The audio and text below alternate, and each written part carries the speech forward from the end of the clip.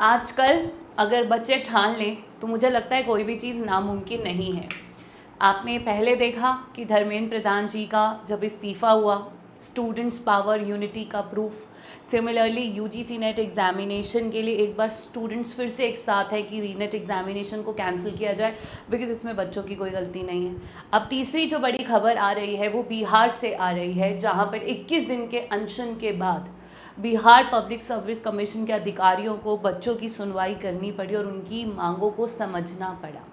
ठीक है, तो आपके सामने पटना से 24 अगस्त को ये पूरा का पूरा ड्राफ्ट आउट हो चुका है कि अनशनकारी छात्रों के साथ माननीय राज्यपाल बिहार के साथ वार्ता के उपरांत सहमति बनी। All PhD holders and research association के साथ मिलकर जो बच्चों के लिए कई फैसले लिए गए, जो अब मैं आपको बताने वाली हूँ।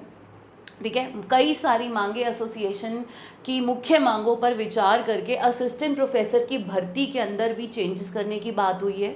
साथ ही एज लिमिट जिसको आप कहते हो, जो आपकी मैक्सिमम एज लिमिट है फॉर असिस्टेंट प्रोफेसर, उस पर भी बात की गई है।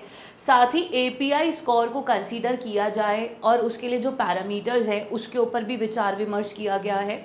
ठीक है, नेट एवं जेआरएफ की अधिमानता को 11 तक रखा जा सकता है, परंतु पीएचडी के अधिकतम मान्यता 30 से कम नहीं किए जा सकते। इस मुद्दे पर भी बात हुई है।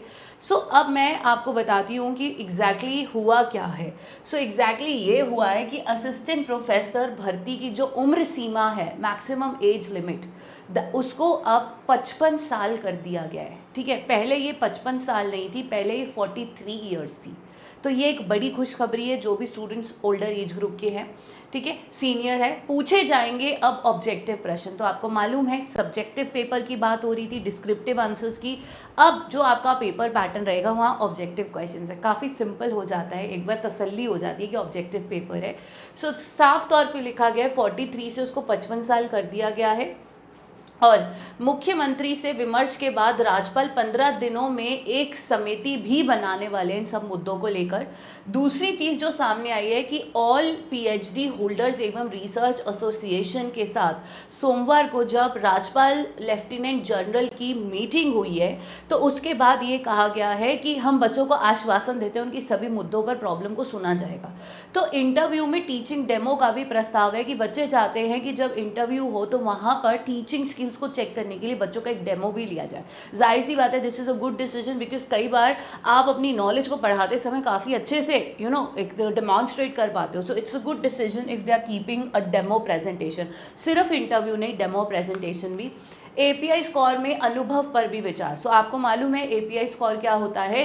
बेसिकली आपके graduation, post graduation, net, JRF सबके मार्क्स होते हैं। ज़्यादातर अगर किसी भी स्टूडेंट के आउट ऑफ 100 85 प्लस है तो उसके जो सिलेक्शन के चांसेस है वो बहुत ज़्यादा बढ़ जाते हैं।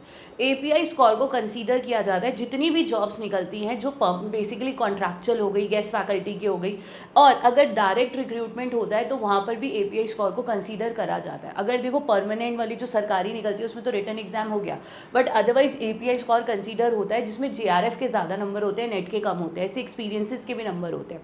अब यहाँ पर बच्चे चाहते हैं कि जेआरएफ वगैरह के लिए जो मैक्सिमम है वो 11 है, लेकिन पीएचडी के लिए अधिकतम 30 से कम नहीं करने की मांग की गई है। और साथ ही ये भी कहा गया है कि जो आपके देखो अगर आप वहाँ पे नेशनल पेपर पब्लिश करते हो उसके मार्क्स कम है, इंटरनेशनल के ज़्यादा होते हैं। ठीक है, अब यहाँ पर सवाल ये आता है कि कुछ बच्चे ना पैसे देकर पब्लिश करवा लेते हैं। अब आप 20,000 रुपये देकर, 25,000 रुपये देकर स्कोपस के किसी भी जर्नल में अगर आप पब्लिश करा लोगे, आपके यहाँ तो नंबर बढ़ जाएंगे, बट आपने 25,000 दिए, जो बच्चा नहीं दे सकता उसके लिए प्रॉब्लम है। इसीलिए यहाँ पर बच्चे उसका गलत लाभ ना उठाए और अनुभव की स्पष्टीकरण के लिए अगेन एक कमेटी बैठेगी जो पूरे रूल्स एंड गाइडलाइंस बना के देगी कि कौन कौन से जर्नल्स को ये वैलिड मान रहे हैं और ताकि ये जो बच्चों को पैसे देकर पेपर पब्लिश कराने का जो चलन है ना, इसको भी ख़त्म किया जा सके।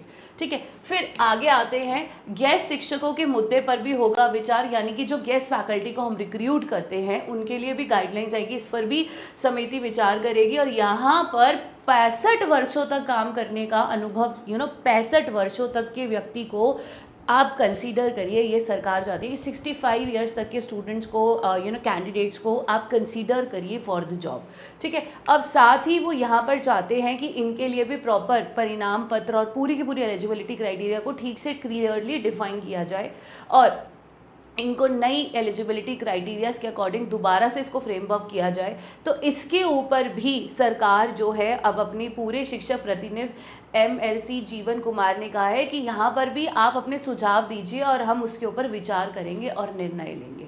सो ये सब चेंजेस देखने को मिले हैं आपके बिहार असिस्टेंट प्रोफेसर की भर्ती से रिलेटेड।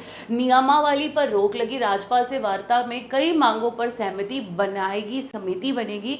तो इसके ऊपर जो फाइनल ड्राफ्ट है it is still yet to come. तो अभी तक सरकार ने एक एस्टिमेट दे दिया कि किन किन मुद्दों पे बात होनी है और किन किन मुद्दों पे डिसीजंस आने हैं।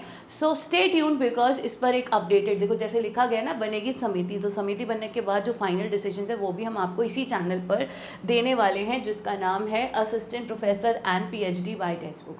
सो please make sure guys you do subscribe to this channel because assistant professor and PhD related सभी अपडेट्स आपको यहीं दिए जाएंगे। बाकी आप यहाँ पर मेन पेज पे लिंक देख रहे हैं, आप जस्ट इस लिंक पर क्लिक करेंगे ये आपका असिस्टेंट प्रोफेसर के कोर्सेज ओपन हो जाएंगे। सो लाइक अगर आप UPESC का B.Ed कोर्स की तैयारी कर रहे हो या असिस्टेंट प्रोफेसर्स की HP के, ओडिशा के, बिहार पब्लिक सर्विस कमीशन, तो आपके यहाँ पर सारे कोर्सेज विजिबल है, ठीक है। इन केस अगर आपको किसी भी कोर्स में इनरोल करना है as per your state, you can just go and check all the details, ठीक है। और अगर आपका कोर्स है, चल रहा है, तो आप उसमें इनरोल कर सकते हो, और नहीं है तो आप हमें अपनी रिक्वायरमेंट भी शेयर कर सकते हो। तो आपके पास यहाँ गूगल फॉर्म का भी लिंक रहता है, अगर आपकी कोई भी रिक्वायरमेंट रहती है तो आप हमारे साथ लिंक पर शेयर भी कर सकते हो डिटेल्स।